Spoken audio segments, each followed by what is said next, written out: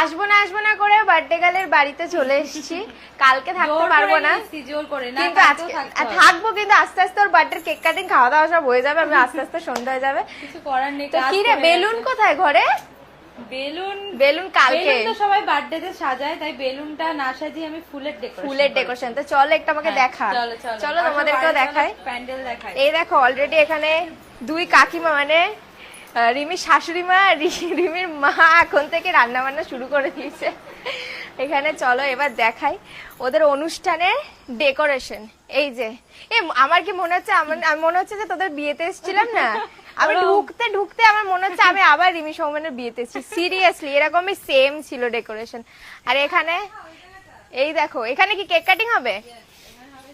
এখানে হবে রিমির কেক কাটিং। এই দেখো এই লাইট গুলো কি জ্বলবে? তুই সকালবেলা কি বুঝতে পারবো দুপুরে ডেকোরেশন?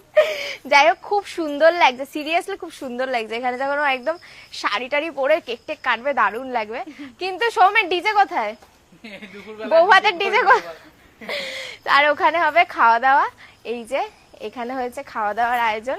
তো মেনু তো অনেক কিছু রয়েছে, তোমরা তো দেখতেই পারবে। আর এই দেখো লালু,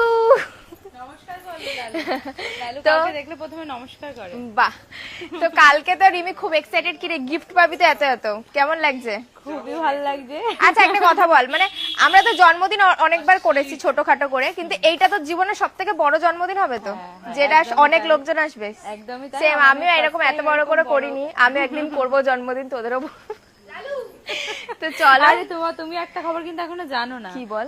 কালকে কিন্তু আমার ও শাশুড়ি মায়েরও জন্মদিন। হ্যাঁ আমি শুনে নিয়েছি, একদম দুজন একদম শাশুড়ি বৌমা একসাথে কেক কাটিং করবে কালকে। তো চলো দারুণ লাগছে, এখন লাইট ফাইট লেগে গেছে। আমরা এখন এসছি রিমিদের বাড়িতে, এখন আজকে থেকে একদম জন্মদিন আজকেই জন্মদিন ওর সত্যি। তো চলো কালকে দেখাচ্ছি, পুরো একদম রেডি শেডি হয়ে যাবে, আমি তো দেখাতে পারবো না, তোমরা দেখিও ভিডিও।